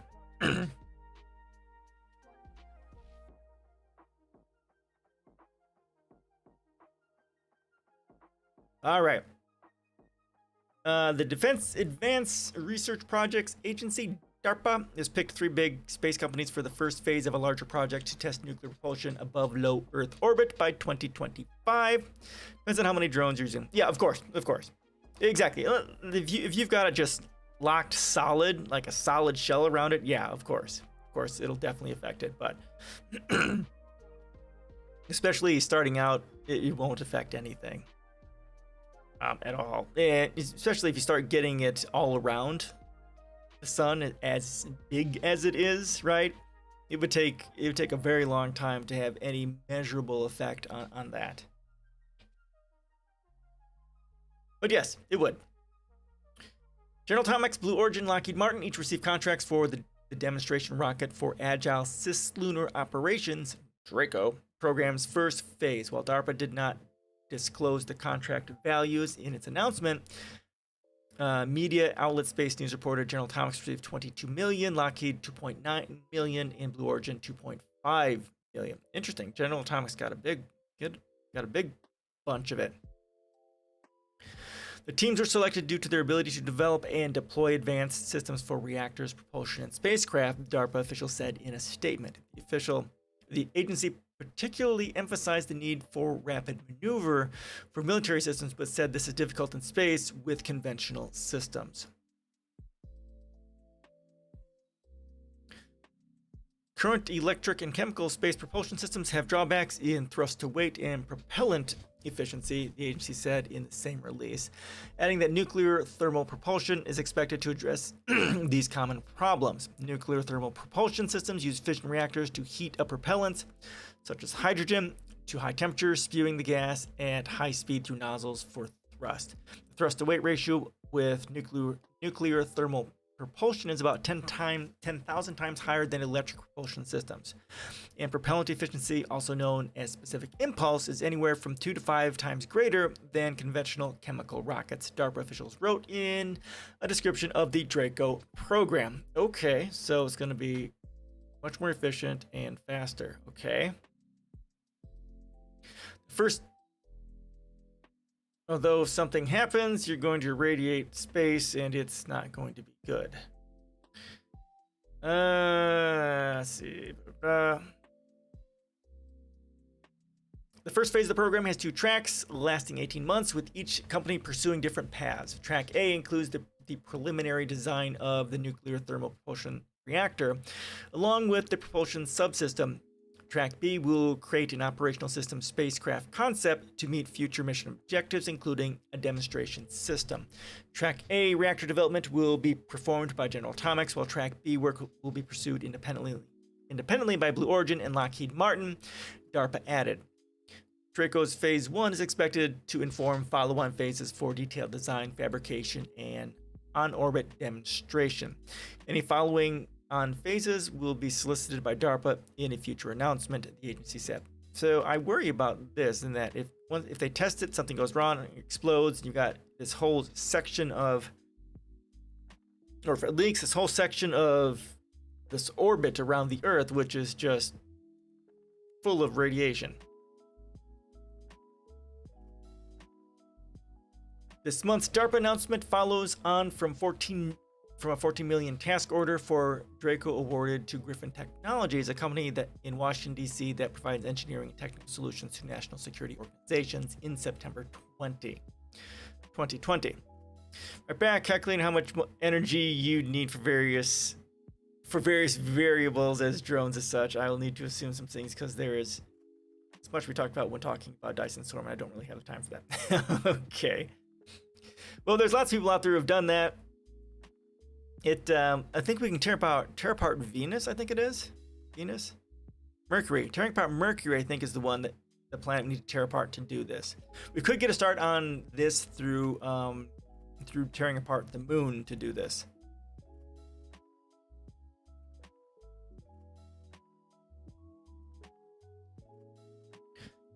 The past NASA administration also expressed interest in the potential of nuclear propulsion, especially for slicing the travel time to Mars by half to about 3 or 4 months, compared with chemical propulsions. The agency has said it hopes to get astronauts to the Red Planet in the 2030s. This is absolutely a game changer for what NASA is trying to achieve, former NASA Administrator Jim Bridenstine said during a meeting of the National Space Council in 2019. That gives us opportunity to really protect life when we talk about the radiation dose when we travel between Earth and Mars, he added. Again, we have other ways we can use to do this. Stealth lasers are one of them. Never tear apart the moon. It has probably saved us from many extinction events, and probably, well, right. We don't want to tear it completely apart, right? I mean, we can do most of it. You're very right with that. We can get a lot of resources out of there without affecting the gravity or its mass in any appreciable way. But yeah, you're definitely right. We definitely do need to keep it there for that exact reason. Good point. Good point. So yeah, maybe starting with, we can do a lot there with the moon just to get things started, and then go to Mercury to get the most of the work done to build the Dyson Swarm.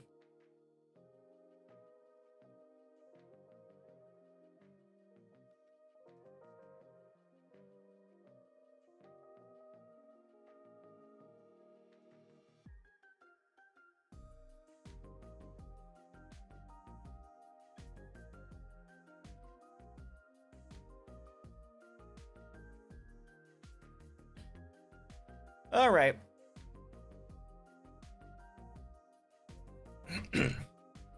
This next one is by Caitlin Johnstone. This is from last month, dealing with Julian Assange.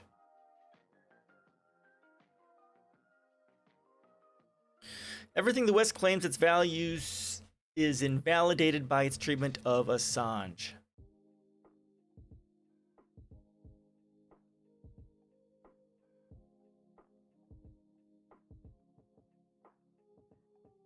The Western world has a very high opinion of itself and its supposed values, and its treatment of WikiLeaks founder Julian Assange makes a lie of it all.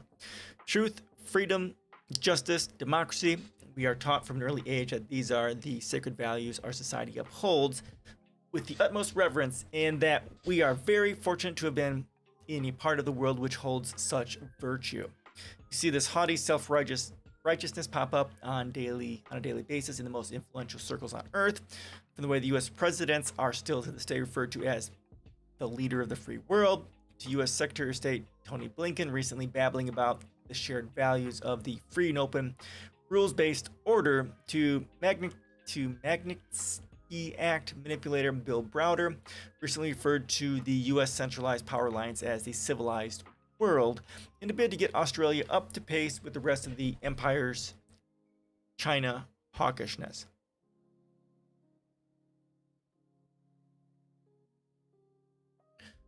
All of this is nonsense. All of this is fake.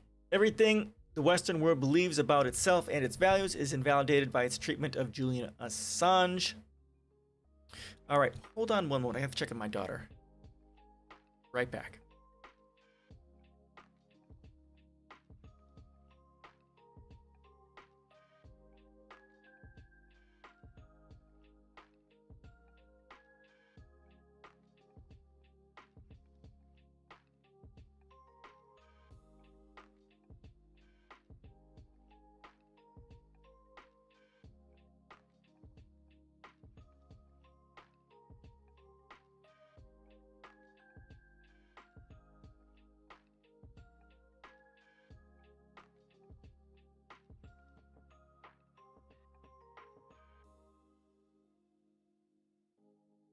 All right, I'm back. Need to find a pen. I can only find colored pencils. Yeah. What do you need to write on that's so important? My daughter has colored pencils everywhere. Yeah, in this house it's hard hell to find a pen. You can find colored pencils, but damn if we can find a pen.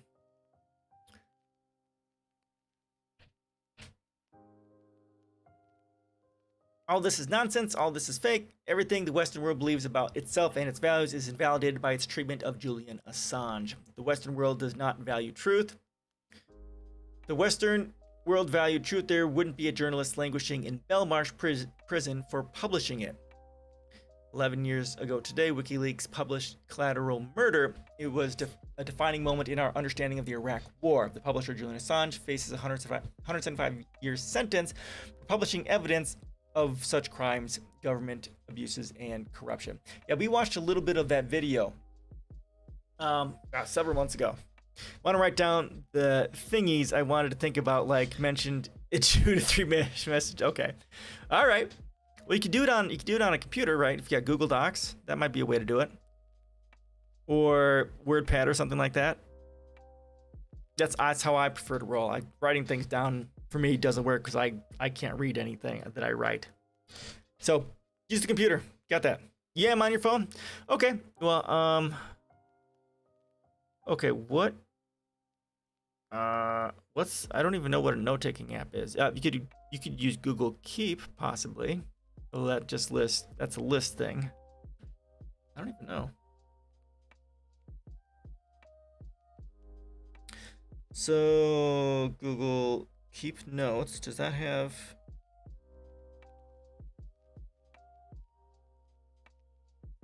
I think it has a notes function on there. If you're a Google person.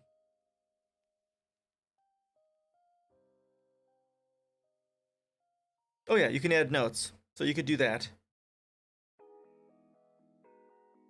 Yeah. That would be one way. Not sure if what else there is as far as note taking on here. I've never actually I don't take notes on my phone. A Google Docs would be another way. That would probably be a better way. That way you can have access to it on your computer better. Yeah, I'd probably use Google Docs. Get a new Google Doc and then type that way. There we go. I like that better. assuming you're Google.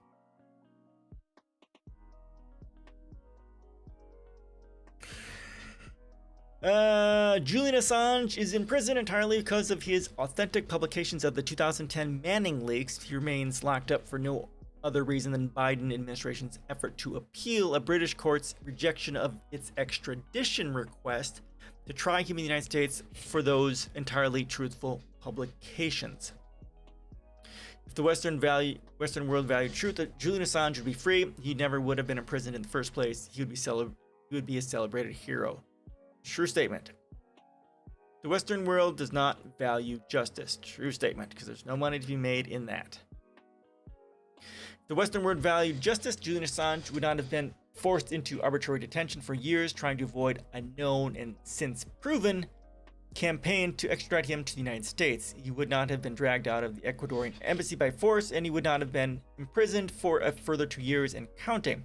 He would not have endured the Kafkaesque show trial, culminating in the judge proclaiming him mentally unfit, but still keeping him locked up in Belmarsh anyway, pending a U.S. extradition to a nation in which he stands no chance at a fair trial and would be completely silenced and disappeared under U.S. Special Administration measures.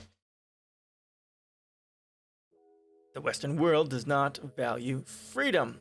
If the Western world valued freedom, it would not be gravely imperiling press freedoms around the world by making a public example of what happens to an award-winning journalist who reveals inconvenient truths about the empire and working to strengthen a legal precedent which some imperialists argue has already been set for future persecution of disobedient press. The Western world does not value democracy. Of course it doesn't. Because we don't have one. If the Western world valued democracy, it would not be prosecuting a journalist for trying to create a more informed voting populace. Without an informed populace, democracy has no real existence. Exactly. I write about that in one of my posts. There is no democracy without an educated populace, and that is exactly correct. As long as a public perception is being manipulated and obscured by government secrecy and propaganda, then people aren't casting their votes based on a clear and educated perception of reality. They're voting based on the convenience of the powerful. Democracy's reliance on an informed voting populace is the only reason the press are the only explicitly named profession protected in the U.S. Constitution, yet a member of the press is being persecuted for trying to do exactly that. The Western world does not oppose the tyrannical oppression of political dissidents.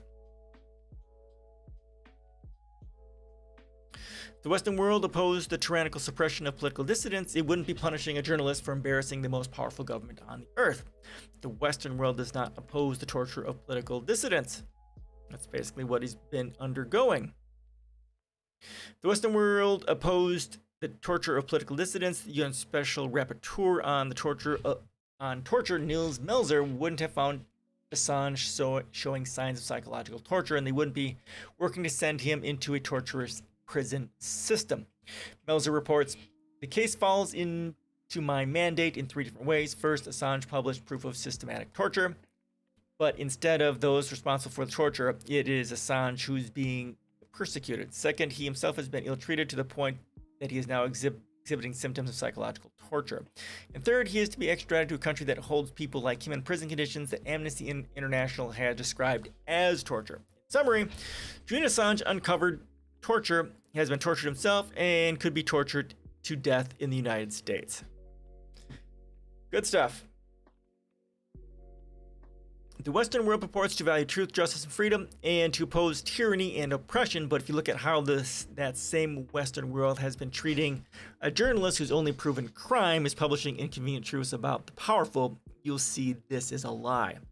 We believe our society upholds noble values because that's what we've been trained to believe by our schooling system and by our media, but those same information systems have also trained us to accept a ruling model wherein a journalist is being punished for telling the truth. We've been lied to, we've been duped. Assange has proven this beyond a shadow of a doubt with his publications, yes, but first and foremost with the brutish and tyrannical response to those publications. We all owe him a great debt for exposing the lie of the Western world. Yeah, exactly. And it's that brainwashing, that propagandizing of the American people, which makes this a thing. And also the fact that high levels of poverty, crappy education systems, so on and so forth, make it much easier to dupe the American people.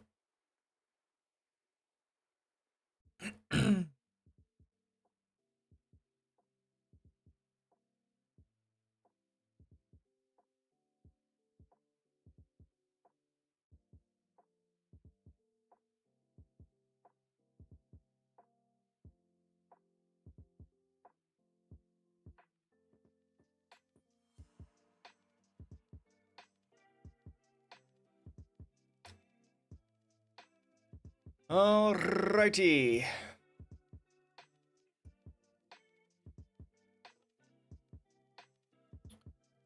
Futurism, this is from last month, April 6th. Mice fed fast food get noticeably stupider, scientists warn. Fast food and junk calories cause serious cognitive issues in mice and possibly in people as well. Right, and this is your body. Yeah, this is, of course. Of course, of course, of course, of course. A horse is a horse, of course, of course. In some unfortunate medical news, it turns out that eating lots of delicious calorie or sugar-rich snacks and junk food can lead to neurological and cognitive impairments later in life. Massive literature review by University of South California, Los Angeles.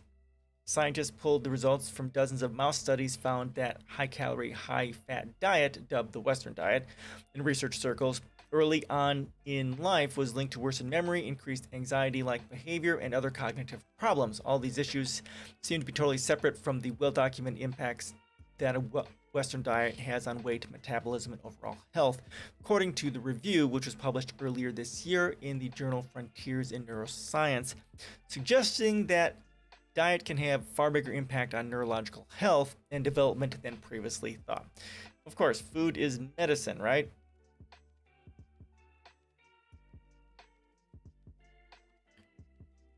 Specifically, the review found that mice eating a Western diet during the early stages of life that are important for development worsened anxiety and memory function, regardless of weight gain. It also led to an increase in addiction-like behaviors as the mice grew to crave the sugary and high-fat foods alongside a decrease in social behaviors. The idea behind the review is that Western diet can function as a proxy for an Americanized diet heavy in snacks, sodas, and other unhealthy foods, the UCLA researchers wrote in their paper. In addition to being a predictor of obesity and metabolic dysfunction, consumption of a Western diet is related to poor cognitive performance across the lifespan, they wrote. In particular, Western diet consumption during critical early life stages of development has negative consequences on various cognitive abilities later in adulthood. Now, again, when you look at how capitalism works in this country, many countries, especially here in the United States, where, the rich and the corporations control everything. This is exactly what they want. This is how they make a lot of money. First, of course, by selling the cheapest, most damaging food to us. And then, of course, by us eating crappy food, we end up feeling like crap. And then the pharmaceutical industry and the healthcare industry makes shitloads of money. And then and then of course, when we're suffering psychologically, physically, then we're not being able to spend time learning, growing, and trying to figure out the sham of how broken our political and economic system really is. It's all a part of the plan. So in lieu of thorough human research, the mouse studies can serve as a reasonable, if not perfect, indicator of possible risks to our health that are worth keeping in mind.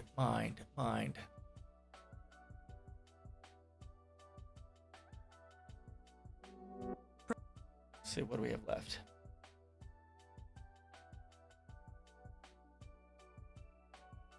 Should we play this?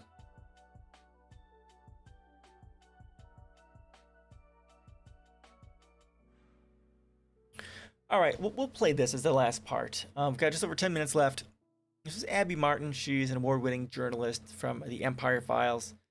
This is U.S. Treats from Afghanistan, Truth Behind the Empire's Defeat. I don't remember what this was, what this said, but let's go ahead and listen to this and see what she has to say. Let me actually, I have to go ahead and share this as well, so you guys have it.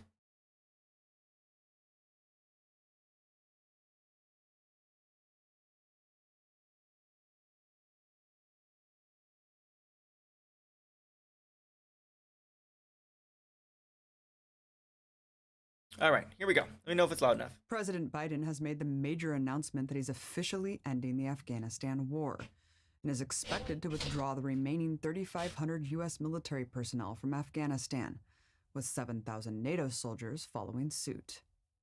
I believed that our presence in Afghanistan should be focused on the reason we went in the first place, to ensure Afghanistan would not be used as a base from which to attack our homeland again. We did that. We accomplished that objective. Pretty bold statement coming from Biden, considering the U.S. has completely failed the main objective they've been telling us for 2 decades, justified endless fighting in Afghanistan, driving the Taliban from power. The deadline Biden gave for the full withdrawal is the 20-year anniversary of 9/11, the same event the U.S. empire used to justify its criminal invasion and subsequent 20-year occupation of the country. This seems like political theater for the White House to celebrate its great fake victory. But funny enough, retreating on 9/11 seems like much more of a propaganda victory for the resistance in Afghanistan. After 20 long years, it's pretty hard to believe this is really coming to an end, especially given the empty rhetoric and unfulfilled promises from every administration, including Biden himself when he was serving as vice president. So, after decades of endless war, trillions of dollars spent, and thousands of lives lost, why now? And is the U.S. empire really letting go of Afghanistan? Well, before you start celebrating, there are several major things being missed from the coverage about the reality of the withdrawal. First, what's being framed by Biden as finally ending the Afghanistan war is actually his announcement to extend the war. See, the U.S. withdrawal deadline was set for May 1st. That's not some arbitrary date. That's the negotiated peace deal with the Taliban, which the U.S. had been working to get in some form for almost a decade. Biden could have easily stuck to this plan and ordered all troops out by May 1st. But extending it over 4 months for seemingly no reason at all other than theatrics opens the door to disaster. And the Taliban is pissed. They previously threatened a mass casualty event for U.S. troops if they remained past May 1st, and they're boycotting an upcoming peace conference as a result. In fact, the Pentagon says it's actually sending more troops to Afghanistan to help the withdrawal, meaning they likely expect some kind of attack. What's more worrisome, it creates an opportunity to re-escalate the war by using the remaining soldiers as bait. Then the U.S. can claim the Taliban broke the deal, not the U.S. This massive risk could be a bait and switch by the White House, but more likely it's just reckless stupidity for some weird 9/11 performance. Second, Biden's use of mission accomplished is framing the withdrawal as a victory.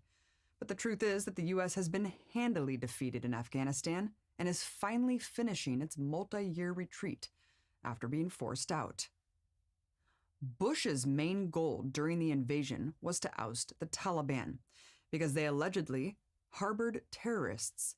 This was seamlessly echoed by Obama, who argued the Taliban were far too dangerous to allow any power in Afghanistan. Thanks to our military and our allies and the brave fighters of Afghanistan, the Taliban regime is coming to an end. The United States respects the people of Afghanistan, but we condemn the Taliban regime.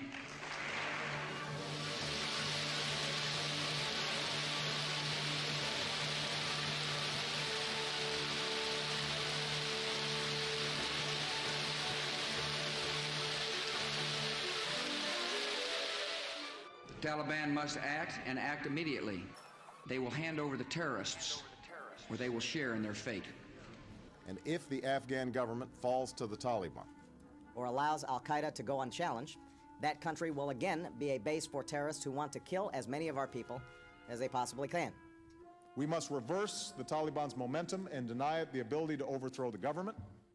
Today, the Taliban controls way more territory than they did in 2001, and the White House has openly acknowledged that they expect the Taliban to take full control of the government after the U.S. withdrawal. It's important to review the evolution of this war to understand just how absurd the whole thing really is. In the first phase, the U.S. thought it could easily oust the Taliban and install a 100% puppet government. Once Obama came in, that morphed into pursuing a unity government to share power 50-50 with the Taliban, all while lying to the public about needing to defeat them. Then Trump stepped in, thought bombing the shit out of the country, leading to record deaths, could accomplish this power-sharing dream. Now, Washington has totally given up on all of that and fully accepts a likely total Taliban. Hey man, how you doing? I'm good. I'm good. Just getting towards the end of the stream, watching some Abby Martin. How you doing today? A lot of people say it's super hot out there. It's like 84 degrees here. Even the wife is not happy with how hot it is. But I'm staying inside. You know, that's what I do. Away from all the heat. And Luxie there was doing great. It's cool here. Yeah, good for you. And Luxie from above is suffering. Doesn't have air conditioning or a fan. We had a guy on from New Delhi who is suffering greatly in the heat there. Yeah, I'm doing okay. When I get done here, I'll turn the AC on again. It's like 72 in here now, which is a little bit warm for my my likes, but I'm doing okay. Doing okay.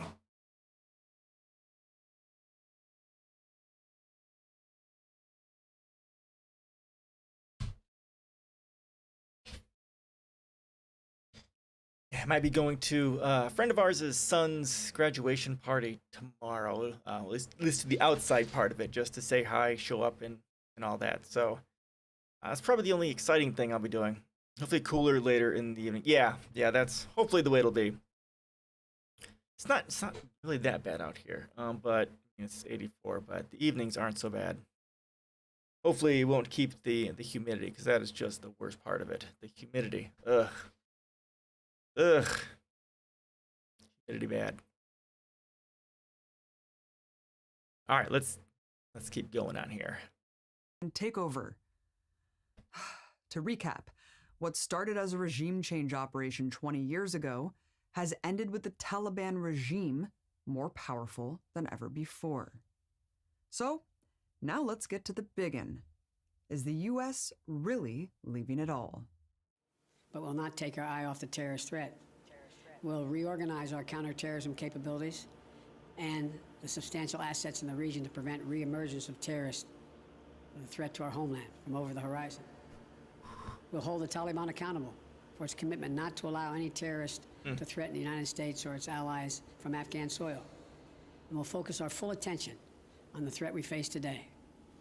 In my direction, my team is refining our national strategy to monitor and disrupt significant terrorist threats, not only in Afghanistan, but anywhere they may arise. And they're in Africa, Europe, the Middle East, and elsewhere. That pretty much sums it up. The U.S. is retreating from Afghanistan, but continuing the larger war on terror. Afghanistan will just be folded in with all of these other countries where the U.S. wages war without a big traditional military occupation. Here's what we know so far. As of now, the U.S. is actually removing all of its conventional forces and closing its bases. Shocking, I know. The U.S. never wanted that to happen. Yes, the war is very profitable for defense contractors, and the empire really wanted a stable puppet regime and military garrison. But just like in Iraq, a totally lost quagmire at the hands of an underdog insurgency is actually pretty damaging for the optics of this invincible empire. And even Secretary of State Blinken admitted that investing so much in an unwinnable war hurts America's larger goal to confront and fight China. So as you probably guessed, while the war will basically be over for the U.S., it won't be over for Afghanistan.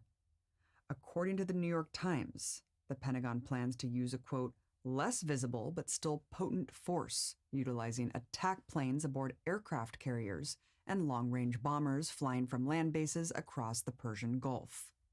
It also explains how removing troops doesn't mean they're coming home.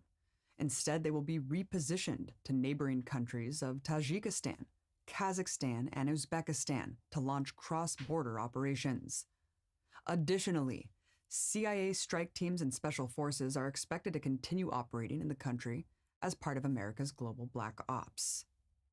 Also, Secretary of Defense Lloyd Austin just revealed that the U.S. would continue paying the salaries of its Afghan proxy forces, meaning the U.S. could be funding a civil war in the country well after they leave.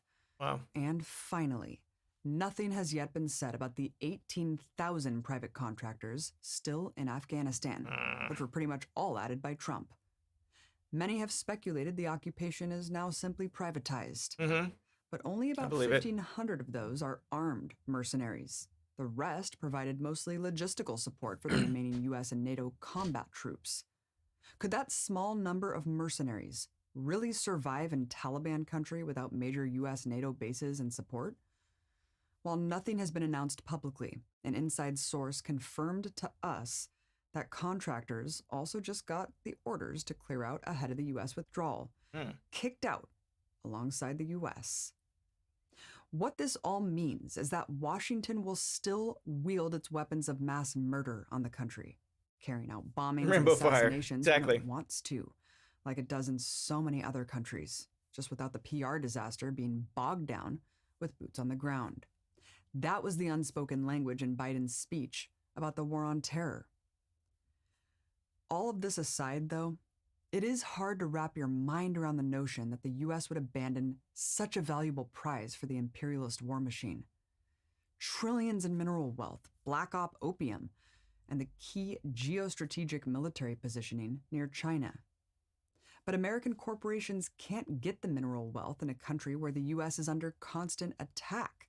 Likewise, what good are U.S. bases to surround China if they're constantly bombarded by heavy resistance? The reality is that the U.S. empire has been retreating from Afghanistan in slow motion now for about a decade. If the Taliban government doesn't want to cooperate, they'll treat them like any other enemy state, sanctioning and bombing them to exert pressure.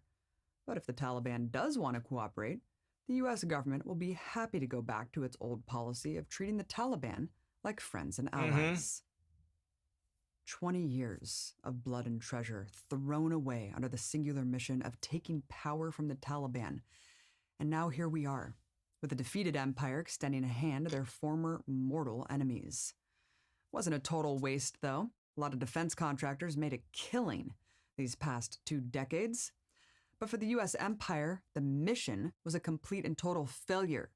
They didn't get the mineral wealth, they didn't get their puppet regime, and they didn't get their permanent home for major U.S. bases. And an unfathomable number of lives and limbs were sacrificed for a hopeless endeavor. 3,500 U.S. and allied forces have been killed. But far more devastating, official numbers are 150,000 Afghan civilians killed. But that's a gross underestimate. According to Fiona Fraser, the UN's human rights chief in Afghanistan, more civilians are killed or injured in Afghanistan due to armed conflict than anywhere else on Earth. The published figures almost certainly do not reflect the true scale of harm. This means the true death toll is probably many, many more times higher than what we know today. The war has completely destroyed the country, infrastructurally, environmentally, socially, and politically. So many leading to bombs. the second largest refugee population in the world. Today, 70% of Afghans subside on just $1 a day. A terrible toll for which the U.S. owes heavy reparations, and U.S. politicians who lied to continue the war, including Biden and his predecessors, should face criminal charges. Agreed. And as long as the U.S. is criminally meddling in Afghanistan, funding proxy fighters, carrying out drone strikes, night raids, trying to influence the government, and other forms of control, Afghanistan will never be able to move in a forward direction. That sounds familiar, Daisy Cutter. The empire's retreat from the battlefield should be used as momentum to continue the fight against the disastrous war on terror itself, as well as the criminal doctrine of U.S. hegemony. Again, that's Abby Martin from the Empire Files. She's amazing. All right, so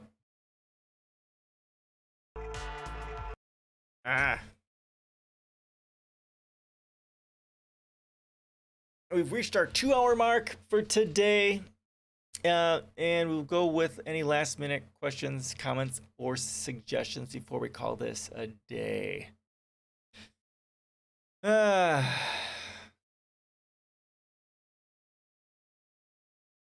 Yeah, let's go turn on the air conditioning on after this. We're up at 72. Too warm. Too warm.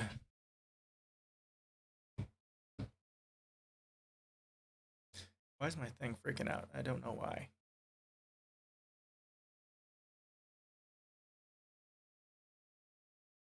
Do you have anything crazy planned for this weekend? I have just a little bit of a party to go to outdoors. That'll be tomorrow sometime. But that's pretty much it. Get some ice cream and a cold glass of cola with ice in it. Yeah. We had ice cream yesterday, which we shouldn't have, and I did have some Mountain Dew today. So yeah, I already got that done. The wife as though she's been really hot. Play some games. That's a good idea. That's a very good idea. I'll do that with the wife and the kid. That'll be something to do. Yeah, we've got a few card games that we'll play. One that's Goat Lords, or we'll play Sushi Go or Rummy, I think, are the ones that we'll typically play. We have other things like Carcassonne or what's the other one? A few other games. But she's not quite old enough yet to play those yet, for the most part. Carcassonne she could. She's played that before. Mostly we've been doing card games. Monopoly must be a favorite game of a lefty. Oh my god, I do not like Monopoly. It takes so fucking long. My wife likes it because she's cutthroat. She's a shark, and she likes winning. And no matter, I had to protect my 11-year-old niece from her. This one time we played, that's how competitive she is.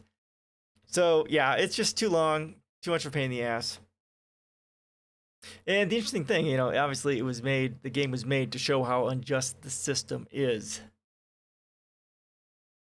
That was the point of Monopoly. Which people, of course, don't get because it's just a game.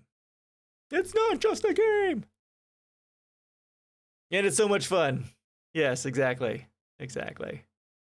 Watching your empire crumble in your tears. Yep. All right. So, last call for comments. I got to move on.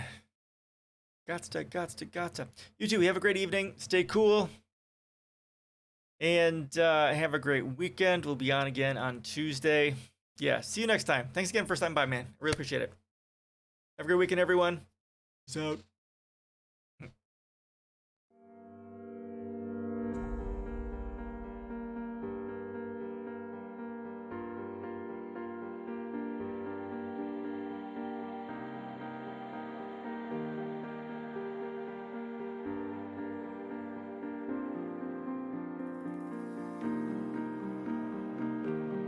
Now it's just me and you.